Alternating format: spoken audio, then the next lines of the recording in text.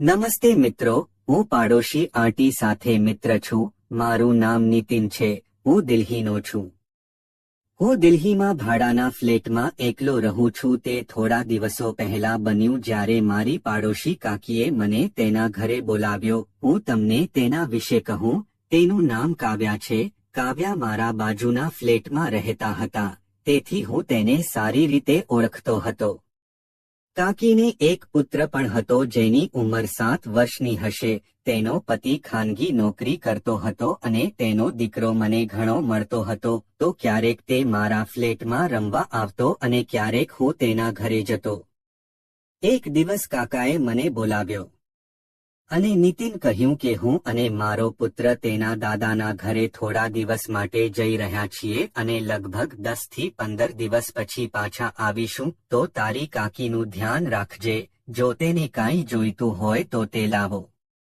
મેં કાકાને કહ્યું કે તમે ખાતરી રાખો કે હું બધું સંભાળીશ. તેઓ બીજે દિવસે સવારે નીકળી ગયા. હવે તેમનું આખું ઘર માત્ર કાકીનું હતું. મારા કાકાના કહેવા પ્રમાણે હું પણ તેમની સાથે તેમના ઘરે રહેતો હતો, પણ હું આજ સુધી તેમના ઘરે રહેવા ગયો નથી. કાકા ગયા પછી હું મારા ઘરે આવ્યો અને સૂઈ ગયો. કાકા ગયા પછી વહેલી સવાર થઈ ગઈ.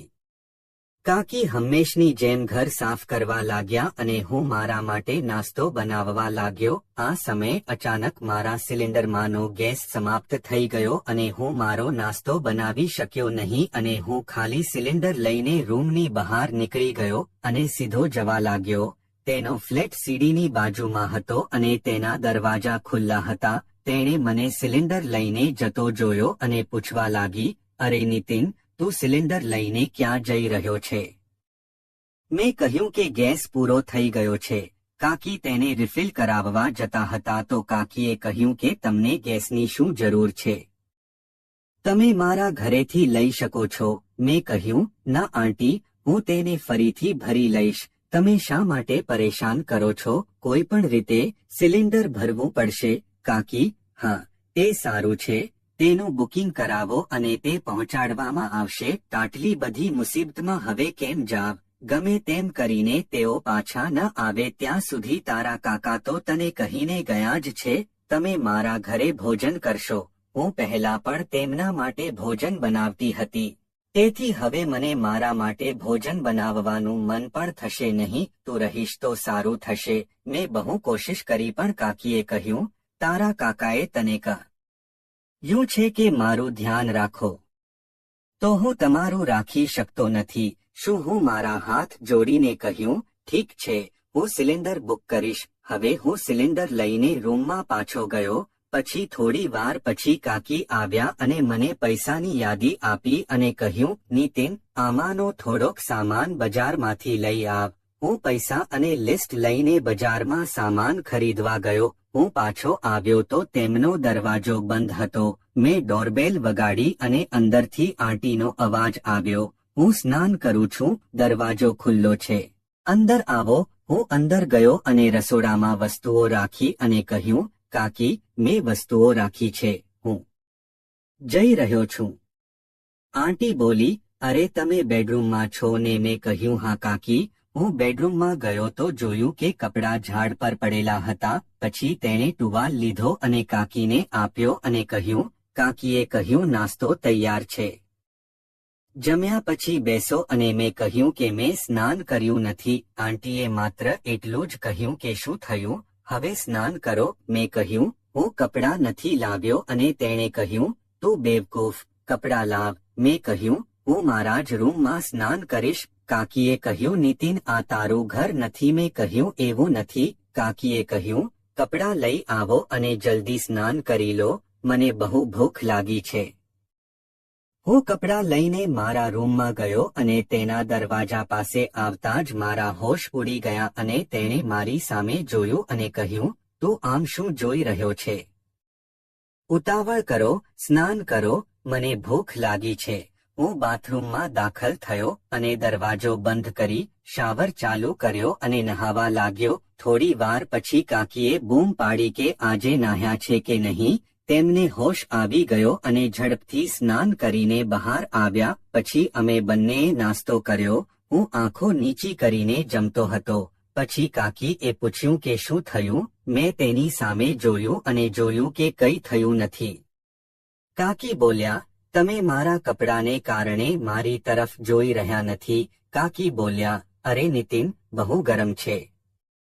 તમે બધા કપડાં ધોઈ નાખ્યા હોવાથી મેં વિચાર્યું કે આજે પહેરીશ, પણ હું સમજી ગયો કે તમને એ પસંદ નથી એટલે હું જઈને બદલીશ. તો મેં કહ્યું, ના, તે ઠીક છે, તે ખરેખર ગરમ છે, પરંતુ મેં તમને આ રીતે ક્યારેય જોયા નહોતા, તેથી હું થોડો શરમાયો. આ સાંભળીને મારા કાકી હસવા લાગ્યા અને કહ્યું કે છોકરાઓને પણ શરમ આવે છે. હું તો હસતો જ રહ્યો. પછી કાકીએ કહ્યું, ઠીક છે, હું કંઈક બીજું ઉમેરીશ જેથી તમને અજીબ ન લાગે. મેં કહ્યું, ના, કોઈ સમસ્યા નથી. પછી અમે બંનેએ નાસ્તો કર્યો. હું મારા રૂમમાં આવ્યો. થોડીવાર પછી હું સૂઈ ગયો. બપોરે કાકીએ મને બોલાવીને આવવા કહ્યું. જમવાનું તૈયાર છે, હું જમવા આવ્યો છું. તે સમયે તેણે મારી કાકી સાથે કોઈ વાતચીત કરી ન હતી અને કાકી પણ મારી સાથે વાત કરવાને બદલે મને પોતાને બતાવતા હતા. મારી હાલત ખરાબ હતી. પછી હું સાંજે મારા રૂમમાં આવ્યો. કાકીએ મને ફોન કર્યો કે તેમને ઉપરના માળેથી તેમનો થોડો સામાન બહાર કાઢવો છે અને મારે પલંગને થોડો બાજુ પર ખસેડવો પડ્યો. તેની કેટલીક વસ્તુઓ ઝાડ નીચે ગઈ હતી. મેં પહેલા તેની વસ્તુઓ રેક પરના કબાટમાંથી ઉતારી. પછી પલંગની બાજુમાં કોનું ઝાડ લગાવ્યું હતું.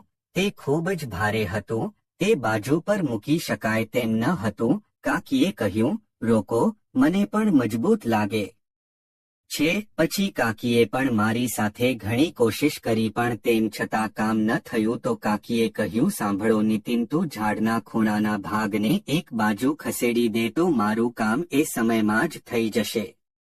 મેં ફરી પ્રયત્ન કર્યો પણ કામ ન થયું. કાકીએ કહ્યું, તમે આગળથી ધક્કો મારશો, હું તમને પાછળથી પકડીને ધક્કો મારીશ, એવું થશે. પછી કાકીએ પહેલા મારી કમરને સ્પર્શ કર્યો અને મને ધક્કો માર્યો. પણ હું નથી ઈચ્છતો કે આવું થાય અને તમે મને પાછળથી ધક્કો મારશો જેથી બેડ બાજુ પર જાય. મેં પણ એમ જ કર્યું પણ મારો દીકરો સંમત થયો અને કાકીએ કહ્યું, અરે નિતિન, મેં તને કહ્યું તે રીતે મને પકડી રાખ, કદાચ ઝાડ નીચે સરકી જશે.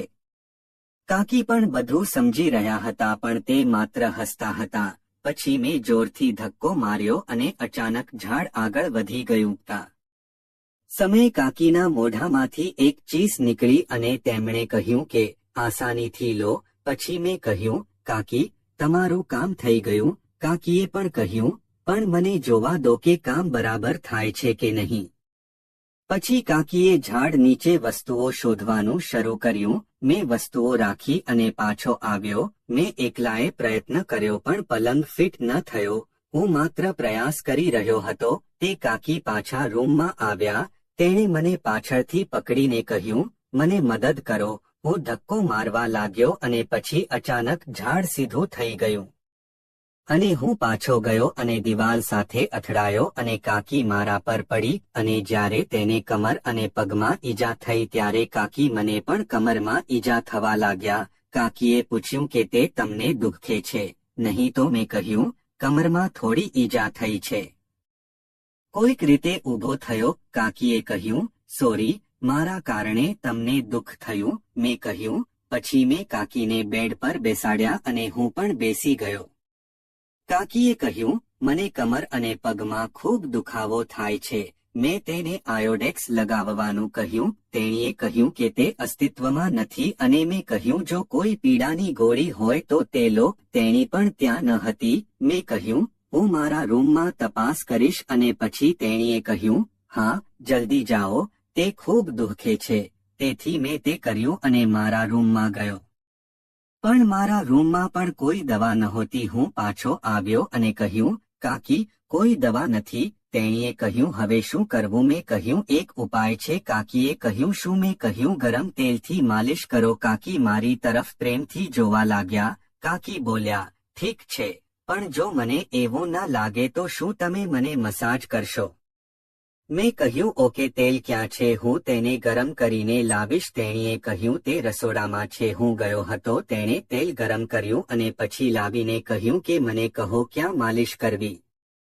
કાકી સિગ્નલ આપવા લાગ્યા. મેં કહ્યું તું સૂઈ જા અને મેં મસાજ કરવાનું શરૂ કર્યું. પહેલા તો તેને સ્પર્શ કરવાથી ખૂબ દુખાવો થતો હતો. ધીમે ધીમે તેને રાહત મળવા લાગી. કાકીએ કહ્યું, નીતિન, તારા હાથમાં જાદુ છે. મિત્રો, તે સમયે મારું હૃદય કેટલું ઝડપથી ધડકતું હતું તે હું કહી શકતો નથી. કાકીએ કહ્યું, શું થયું? તું કેમ રોકાઈ ગયો? હું તને મૂકી દઈશ.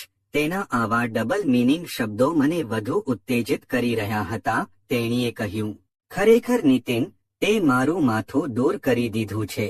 હવે તું સૂઈ જા. હું તારી ઈજાની માલિશ કરીશ. હું તને બતાવીશ. થોડા સમય પછી તેણીએ કહ્યું, થઈ ગયું, મસાજ કરો, હવે તમારા કપડાં પહેરો. કાકી ઊભા થયા અને કહ્યું, 8 વાગ્યા છે, હું જમવાનું બનાવીશ. તમે ફ્રેશ થાઓ. અને પછી અમે બંનેએ ભોજન લીધું. રાત્રે 10 વાગ્યા હતા. મેં કાકીને સૂઈ જવા કહ્યું. આજે અહીં જ રહો. મારી પીઠમાં થોડો દુખાવો થવા લાગ્યો છે. જો તમે તેને માલિશ કરો છો તો તે સારું રહેશે. મેં કહ્યું કે હા, તે સારું છે. હવે અમે બંને બેડરૂમમાં આવ્યા. કાકીએ કહ્યું, સાંભળ નીતિન, તારા હાથમાં કોઈ જાદુ નથી. કાકીએ કહ્યું, મને ખૂબ ઊંઘ આવી રહી છે. તે હસવા લાગી અને આંખો બંધ કરી દીધી. હું વિચારીને ઊંઘવા લાગ્યો કે કાકીની જગ્યાએ વિચારવું જોઈએ કે નહીં. હવે કાકીએ કહ્યું, નીતિન, આજે તે મને મારા જીવનમાં એવી ખુશી આપી જે મને આજ સુધી મળી નથી. આ રીતે અમારી મિત્રતા શરૂ થઈ. તો મિત્રો, તમને આ કહાની કેવી લાગી એમને કોમેન્ટ કરીને જણાવો. અને જો તમે અમારી ચેનલ પર નવા છો તો અમારી ચેનલને સબસ્ક્રાઇબ કરો અને બેલ આઇકોન દબાવો જેથી કરીને આવનારી તમામ વિડીયો તમને જોવા મળે. ધન્યવાદ મિત્રો, ફરી મળીશું એક નવી વાર્તામાં. આભાર.